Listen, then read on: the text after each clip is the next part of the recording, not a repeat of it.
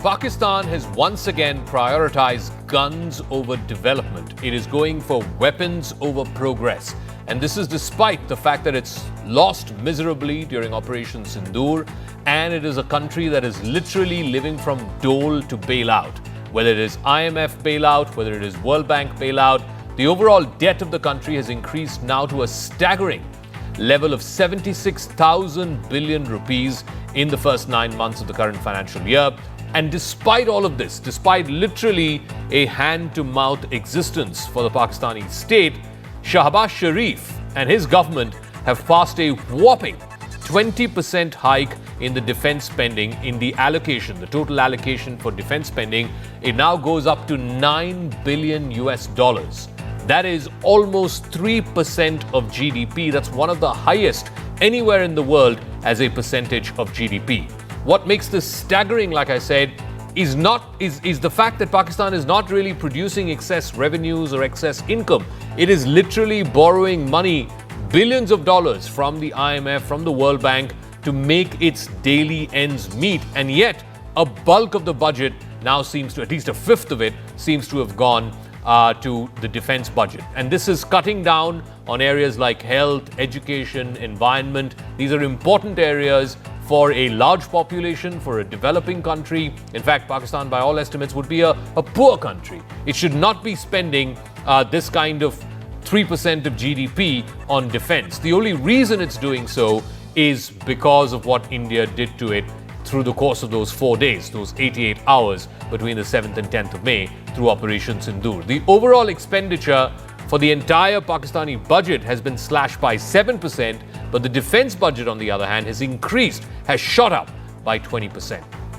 Now, the defense budget, in terms of just cold numbers, if you were to analyze it in terms of just cold numbers, the budget stood at a little over 2 trillion Pakistani rupees for 24-25, the financial year 2024-25. Now it's gone up to 2.5 trillion Pakistani rupees for this fiscal year. Let's first take a look also at how this stacks up with the other countries around the world, and where does Pakistan fit in terms of proportion of GDP that's allocated to defense. War-embroiled countries, Ukraine, Israel, Algeria, even Russia. Ukraine, of course, has 34% of its budget. A third of its budget goes to its defense needs. Israel, almost 10% of its defense budget out of proportion of GDP goes into defense. You even have countries like Saudi Arabia, Russia. Pakistan is in the top 10. 2.7% of its GDP is spent on defense. That's surely going to rise with this latest figure as well. India, on the other hand, spends about 2.3% of GDP on defense. But here's the thing. India's economic condition, its overall economic growth, the size of its economy is 10 times more than that of Pakistan. India is a $4 trillion economy. Pakistan is a less than $400 billion economy. It's 10 times the size.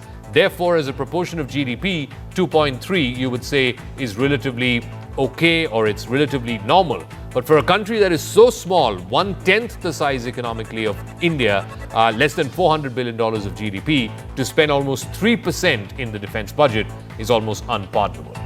Now, the boost in Pakistan's defense budget is a deliberate one. Obviously, there is the context to it because of Operation Sindoor and its air defenses being badly battered, some of its frontline airfields being badly battered. But there's also a very hard commercial reason for why Pakistan has done this. Top intelligence sources say that the boost is an attempt to pressurize China to upgrade its defense systems and sell some of those to Pakistan. Remember, the Chinese air defense system, the HQ-9, for example, was exposed quite badly during Operation Sindoor. Pakistan today has been put in a position where it is forced to accelerate its tactical nuclear capabilities. One thing Operation Sindoor showed is that there's a range of conventional options which are sub-nuclear, which are below the nuclear threshold. Pakistan will now have to shorten the gap or bring down the number of rungs before the nuclear rung is climbed.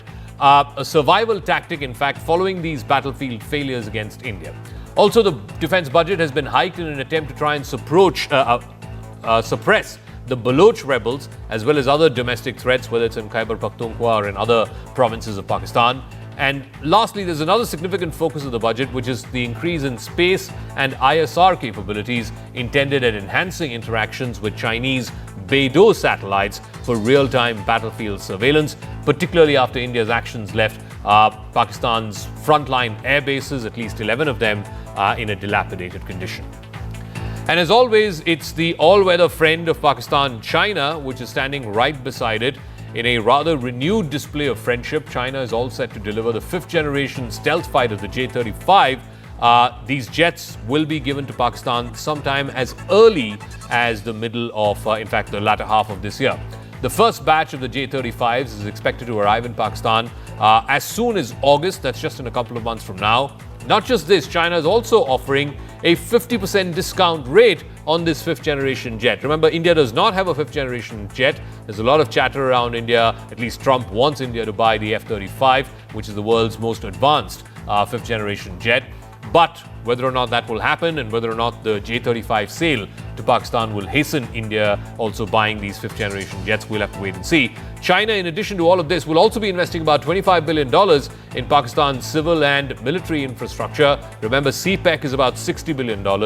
Of course, all of this comes with a price. In return, Pakistan has assured China of full support, unhindered access to the Gwadar port, all the way from Xinjiang in the western part of China and Tibet, going all the way to Gwadar port, which is in the southern part of Balochistan.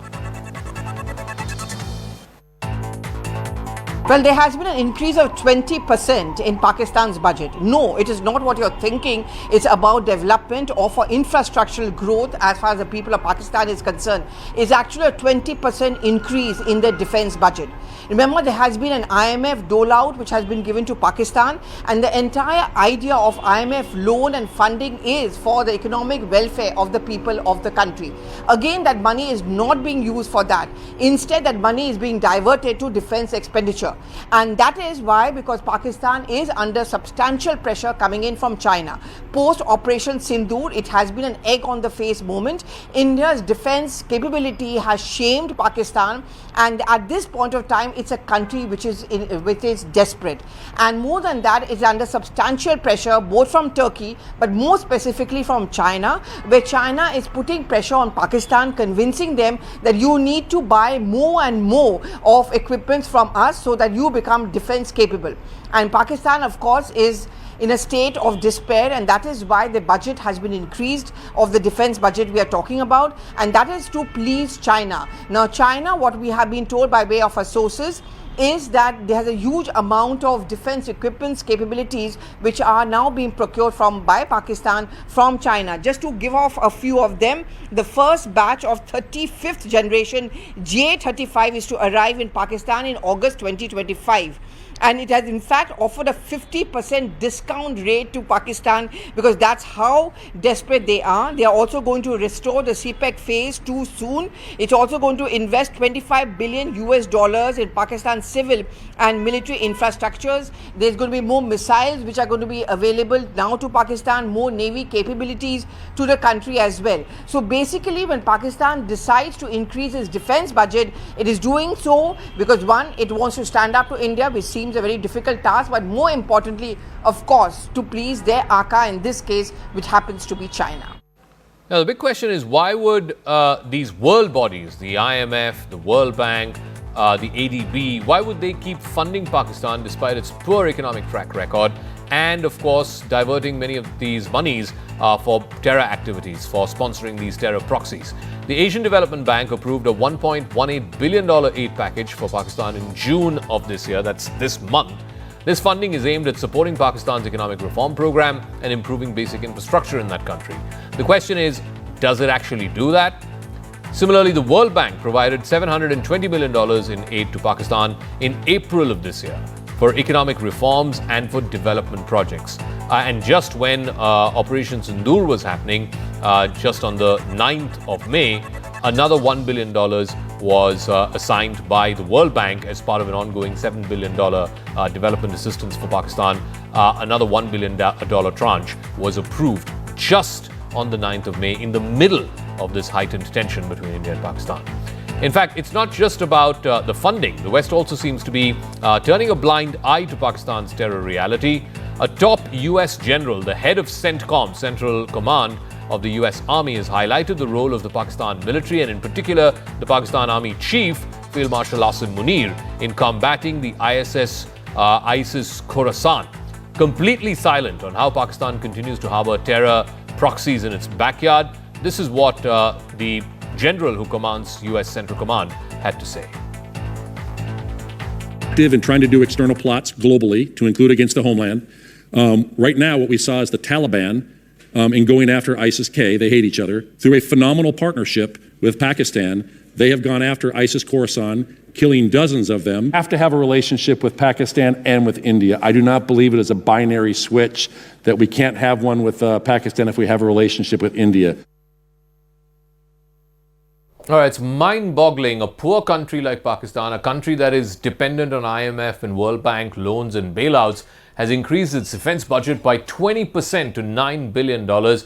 Joining me now is veteran strategic affairs expert, Professor Brahmat Chalani. Thank you very much, Professor Chalani, for speaking with us. $9 billion, 250, I think, Pakistani trillion rupees, or 2.55 Pakistani trillion rupees. It's a 20% jump. Now, more than 3% or close to 3% of Pakistan's GDP goes to its defense budget. How does one even begin to explain this in a country that is literally living on doles and bailouts? You raise a good question, because this will increase Pakistan's debt burden, because this 20% increase in defense spending comes at a time when Pakistan is seeking to acquire expensive new weapon systems that it wishes to utilize to address the deficiencies that the recent military operations with India have revealed. But the domestic implications, of course, are very obvious, that there will be a massive diversion of resources from critical sectors. But I think the larger implications for the region are more ominous, because it would reinforce Pakistan's proxy war strategy. It will, with stronger conventional capabilities, the Pakistan military will believe that it has a stronger shield to continue with cross-border terrorism.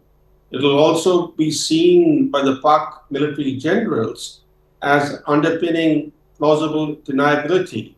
A stronger conventional military might would provide a shield behind which they could continue to operate and support terrorist groups. And then the larger implications in terms of what this resource allocation flexibility will do.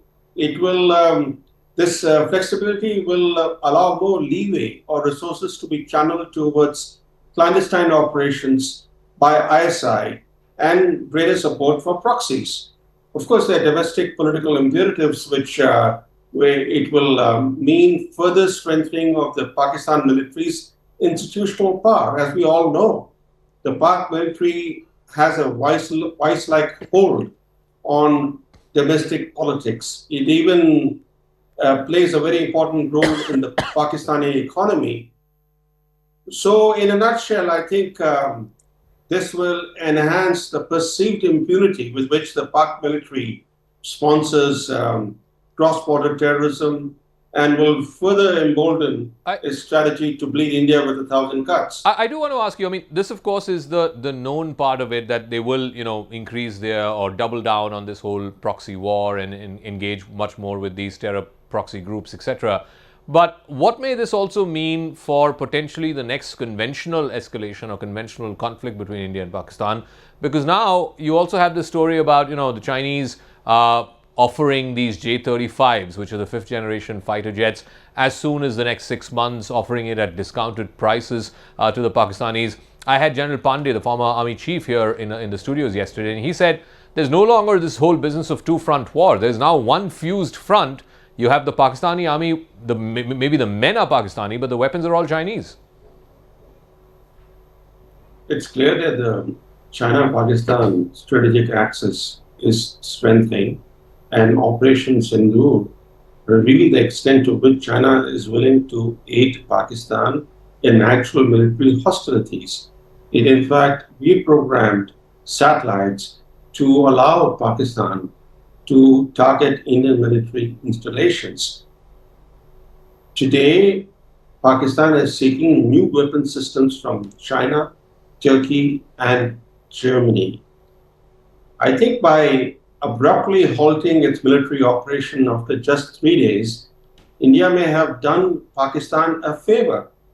The conflict exposed key vulnerabilities in Pakistan's defenses, chief among them being an over-reliance on the Chinese-supplied HQ-9 air defense system, which proved susceptible to Indian missile strikes. It failed to either detect or counter Indian deep penetration strikes. So in response, what Pakistan is doing is to invest heavily now in new systems, including layered air defense systems, to prevent future strikes on strategic sites like Noor Khan, Walari, and other air bases. All right. And I think there's also an international dimension to it, because whenever the Americans intervene in an India-Pakistan conflict, the military in Pakistan tends to gain further strength domestically. This happened with the Kargil War, when when the Pakistani intruders were running out of ammunition because the Indians had actually blocked the logistics routes to these intruders. President Clinton intervened. In a sense, he bailed out Pakistan. Correct. And that in turn led to General Pervez Musharraf seizing power in a coup. Yeah, correct. And now we have seen how the much despised army chief, General Munir, has been promoted to field marshal. This guy, until some weeks ago, until before Operation Sindoor, was being openly criticized Correct. in Pakistan, especially by Imran Khan supporters. And today he struts around as if he's some sort of a national savior. And now we see a 20% increase in defense spending. Again, reinforcing the point that I'm trying to make is that when the Americans intervene, directly or indirectly, the main beneficiary is the Pakistan military, Army, because it strengthens its position In at home. fact, just to add to that as we conclude this chat, later this weekend, Asim Munir will be one of the distinguished invitees at the 250th military parade of the US Army. So he's going to be feted there, and I believe some of the Imran Khan party supporters have also said that they will be protesting against this. But it shows the exact point that you were trying to make, that the army becomes much more powerful every time the United States intervenes in a conflict between India and Pakistan. Great talking with you. Thank you very much, Professor Chalani, for joining us here on Thank you, Flash Times. Mr. Zakka. Thank you.